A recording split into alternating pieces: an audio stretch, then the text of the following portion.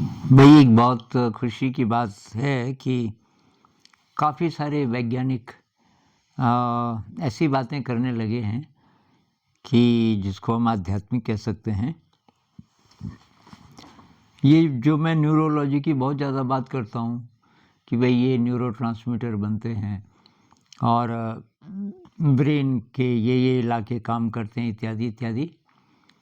तो इससे कुछ कुछ जो व्यूअर्स हैं साथी लोग, तो वो कहते थे आप ब्रेन ब्रेन बहुत ज़्यादा क्यों बोलते हो, क्योंकि ब्रेन है क्या हमारा मास्टर हमारे ज़िंदगी का, कि ब्रेन अगर ऐसा है तो ऐसा होगा।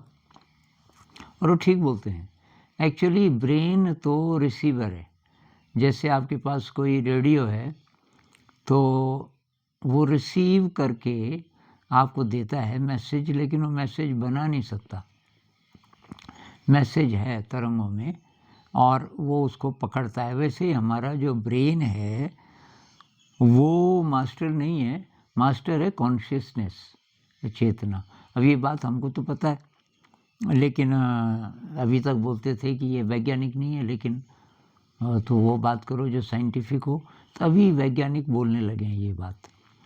तो मैं कोट कर रहा हूँ ये डॉक्टर कैंडिस पर्ट को, जिन्होंने किताब लिखी बहुत कमाल की, मॉलिक्यूल्स ऑफ इमोशन। और ये थ्योरी नहीं है, ये उन्होंने ये लैब में टेस्ट कर कर के लोगों के साथ अलग अलग प्रकार के प्रयोग करके तब जो चीज़ निकली जिसको वेरीफाई किया जा सकता है वो बोले।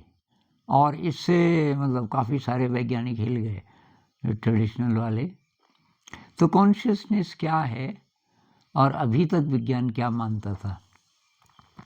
कॉन्शियस का मतलब चेतना, जिसको आम भाषा में आम आदमी को समझाना हो तो आप प्राण बोल सकते हो, कि जब से प्राण आया मैटर में तो कॉन्शियसनेस के कारण आया, और फिर उसके बाद उसके अंदर जो बुद्धि आई, इंटेलिजेंस।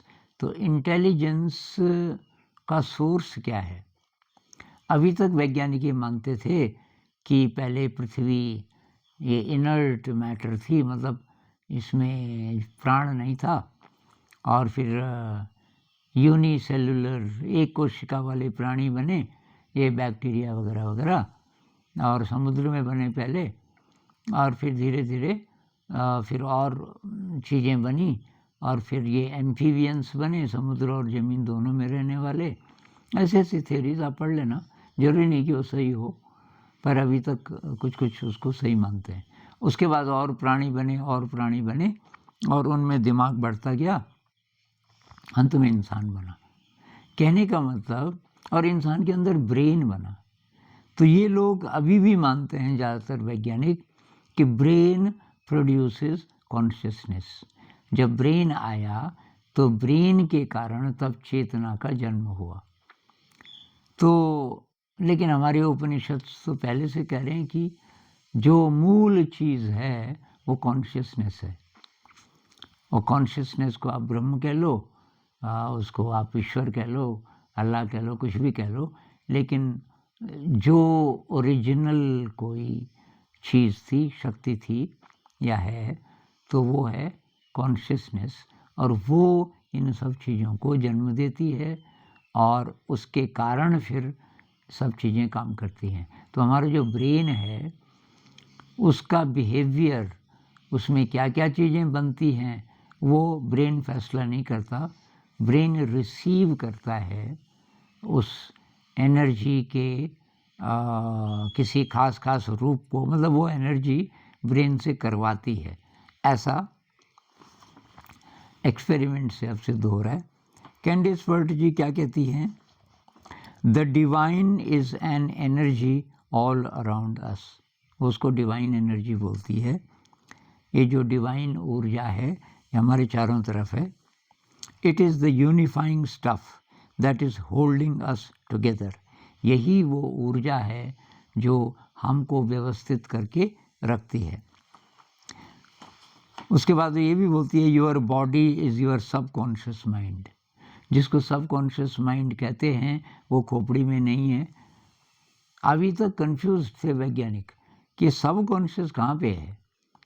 चलो, जो कॉन्शियस ब्रेन है, जो ब्रेन का स्ट्रक्चर बताते हैं ना कि भाई हमारे 3 ब्रेन हैं, ये रेप्टिलियन ब्रेन, मेमिलियन ब्रेन, फिर जो न्यू ब्रेन आया, तो न्यू ब्रेन के बारे में हम बातचीत कर रहे थे कि उसमें क्या क्या लोब्स होते हैं वगैरह वगैरह।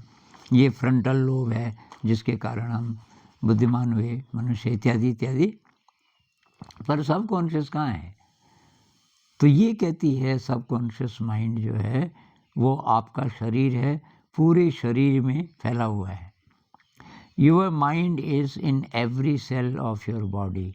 शरीर की हर कोशिका में माइंड भी है।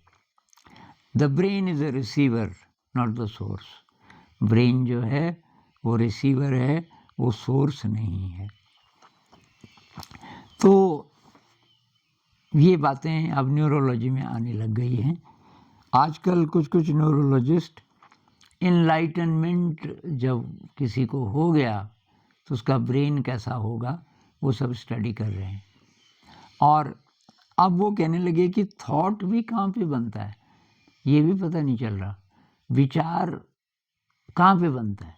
विचार में भाग लेने वाले बहुत सारे हैं हमारे इससे, जिसमें फ्रंटल लोब भी है, क्योंकि थिंकिंग तो बहुत इम्पोर्टेंट काम है हमारे ब्रेन का।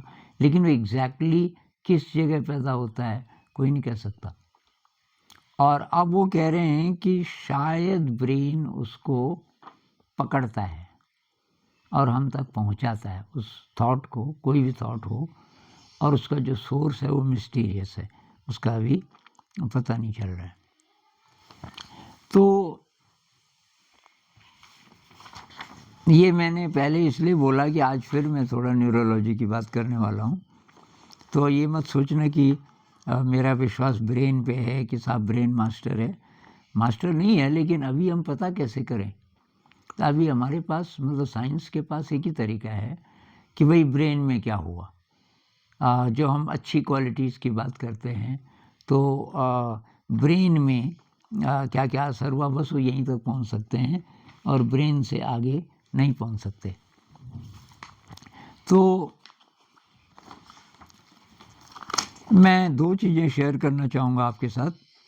एक तो ये कि ये जो 2 न्यूरोट्रांसमीटर्स हैं जिनकी हम बार बार बात करते हैं, एक है डोपामिन और एक है इधर ये सेरोटोनिन।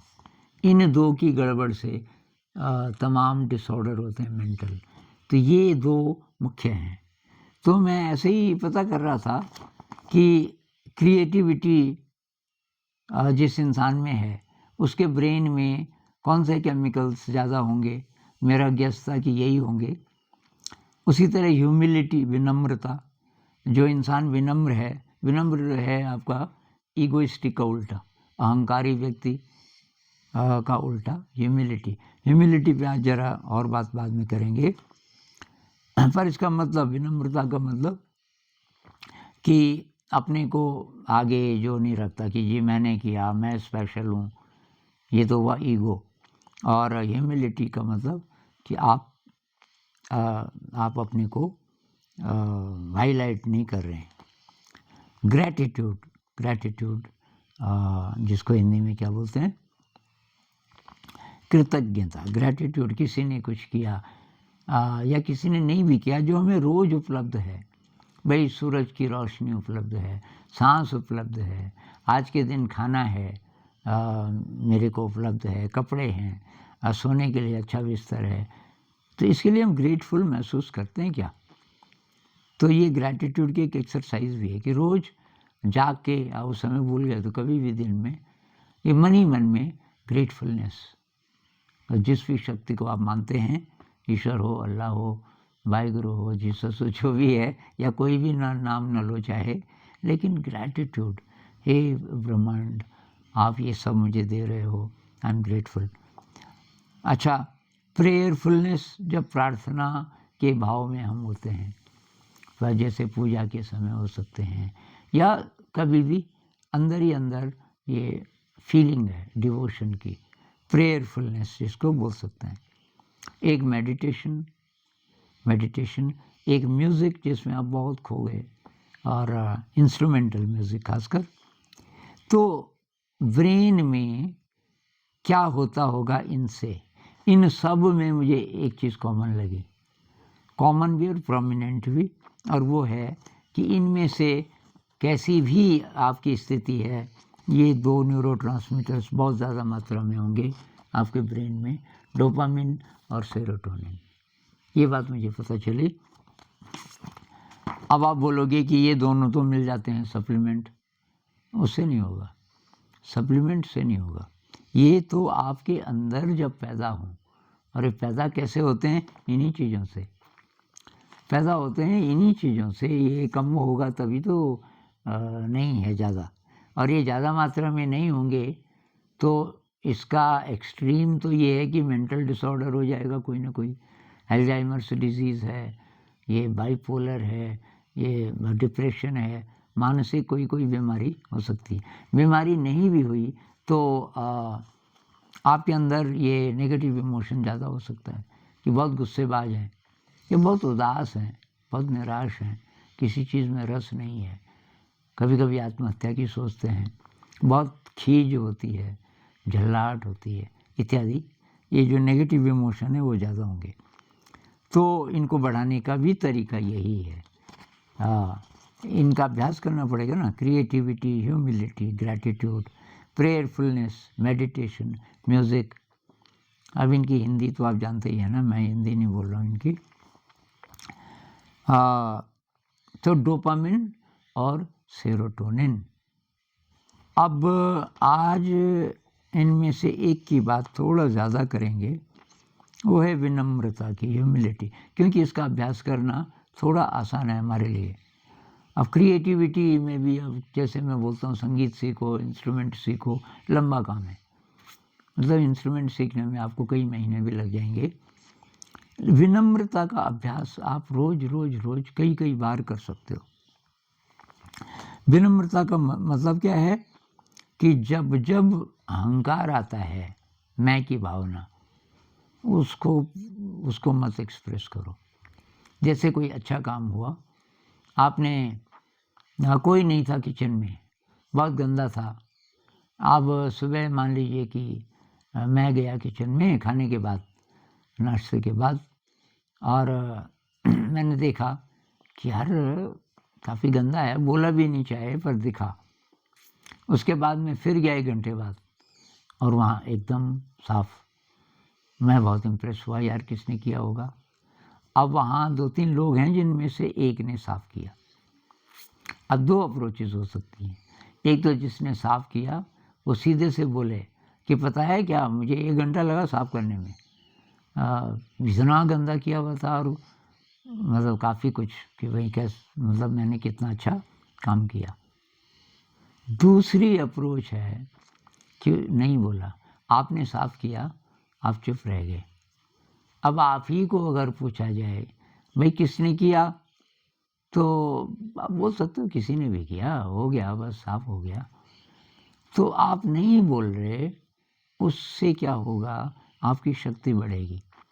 आपने ये जो लालच है कि भाई मेरा नाम हो, अच्छा आप बिना उस भावना की बोलें तब भी ठीक है, आपके अंदर ये भावना आई ही नहीं कि मेरा नाम हो। अब किसी ने पूछा तो आपने बोला कि हाँ जी कोई ख़ास बात नहीं है, ये मैंने कर दिया था, लेकिन अंदर वो भावना नहीं है कि मेरा नाम हो। आप पहचान जाओगे कि ये मेरे अंदर विनम्रता है कि मेरे अंदर अहंकार है। तो इससे ये न्यूरोट्रांसमीटर्स की बनते हैं। यूँ कहिए कि ये जिसके ब्रेन में होंगे उसमें विनम्रता होगी, ये आशा की जा सकती है। वही सेरोटोनिन, डोपामिन, ऑक्सीटोसिन। ऑक्सीटोसिन क्या है, जैसे माँ बच्चे को दूध पिलाती है तो उस समय ये पैदा होता है, लव हार्मोन भी बोलते हैं इसको, ये हार्मोन है एक प्रकार का। और एक है गाबा और एक है ग्लूटामेट। गाबा और ग्लूटामेट ये दोनों के दोनों क्या करते हैं, न्यूरॉन्स को न तो ज़्यादा उत्तेजित होने देते और न ज़्यादा पैसिव होने देते। न्यूरॉन्स को एक्टिव रखना एक का काम है, और न्यूरॉन्स को थोड़ा पैसिव, जब अति उत्तेजित हो जाएं तो ज़रा कम करना उनकी उत्तेजना, ये दोनों मिलके काम करते हैं। लेकिन मुख्य रूप से फिर भी वही है, सेरोटोनिन और डोपामिन। तो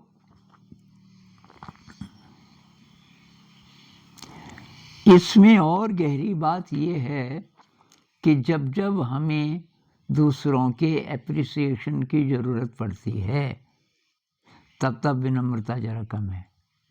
विनम्रता तब जेन्युइन मानी जाएगी जब आपके अंदर, आपको पता चल गया मेरे अंदर बहुत बड़ी शक्ति का स्रोत है, तो मुझे तो किसी की वाह वाह की ज़रूरत है ही नहीं। आप अपनी कीमत बढ़ाने के लिए, ये प्रूव करने के लिए कि मैं भी कुछ हूँ, बाहर नहीं देख रहे जगत की तरफ कि भाई और लोग जब अप्रिशिएट करेंगे तब तो मेरी ज़िंदगी ठीक है। अब कोई कुछ बोले ही नहीं तो तब पता नहीं मैं कुछ हूँ भी कि नहीं हूँ। इस चक्कर में बहुत सारे लोग अपनी एनर्जी बर्बाद करते रहते हैं। जैसे फैशन देख लो, एक तो है कि मेरे को अच्छा लग रहा है भाई, ये कपड़े, ये रंग मुझे अच्छे लग रहे हैं, कोई कुछ बोले ना बोले, लेकिन मैं सारी सिलेक्शन रंग की, डिज़ाइन की इसलिए कर रहा हूँ कि तब लोग बोलेंगे कि अच्छा है। तो जब लोग मेरे से ज़्यादा इम्पोर्टेंट हो जाएं तो वहाँ से वीकनेस आनी शुरू होगी। वीकनेस आएगी तो ये विनम्रता नहीं है। विनम्रता मतलब बहुत ज़्यादा शक्तिशाली व्यक्ति की पहचान है। उसको जल्दी गुस्सा नहीं आएगा। किसी ने ऐसी बात कह दी जो चुभ गई आपको, बेइज्जती वाली बात, दूसरा आदमी अति नाराज़ हो जाए, उसी स्थिति में आपको कुछ नहीं हो रहा है तो क्षमा भाव उसके अंदर ज़्यादा होगा। और जैसे कबीर कहते हैं ना कि आवत गारी एक है, जावत भई अनेक, ऐसा कुछ एक दोहा है। किसी ने आपको गाली दी तो अभी एक ही है अगर आप चुप हो जाओ। अब आपने भी उलट के गाली दी तो ये दो ही नहीं हुई अभी, अब वो भी तो देगा ना, अनेक। अब पता नहीं कब तक गालियाँ चलेंगी। ब्रह्मांड को आप नेगेटिव ऊर्जा से भर रहे हो, क्योंकि हर बात का असर पता नहीं कहाँ कहाँ तक पड़ता है। तो इसलिए अगर आप ना दो, उसने आपको कुछ बोला अपमानजनक, आपने नहीं बोला, तो बस एक ही है, उसने जितना गंदा किया वातावरण को, आपने उसी को वहीं पे रोक दिया। ऐसा कौन कर पाएगा? जो विनम्र है। तो विनम्रता कमज़ोरी नहीं है। कमज़ोर इंसान विनम्र नहीं हो सकता। कमज़ोर इंसान कुछ नहीं बोलेगा मजबूरी के कारण, क्योंकि वो डरा हुआ है, अंदर ही अंदर पता नहीं क्या क्या बोल रहा है, उसकी बात नहीं हम कर रहे। विनम्र व्यक्ति वो है जो इतना शक्तिशाली है कि चाहे तो वो उसको ठिकाने लगा सकता है दूसरे को, लेकिन वो इसमें क्यों बेकार एनर्जी ख़त्म करें। जितनी बुद्धि है उसकी वो बोल रहा है, कोई बात नहीं, उसको कंपैशन आएगा, उस पर करुणा आएगी। थोड़ी देर के लिए गुस्सा जैसा भी आ सकता है, लेकिन ज़्यादा नहीं। बहुत जल्दी वो समझ जाएगा कि भाई इसकी ज़रूरत नहीं है। तो ये आध्यात्मिक चीज़ है।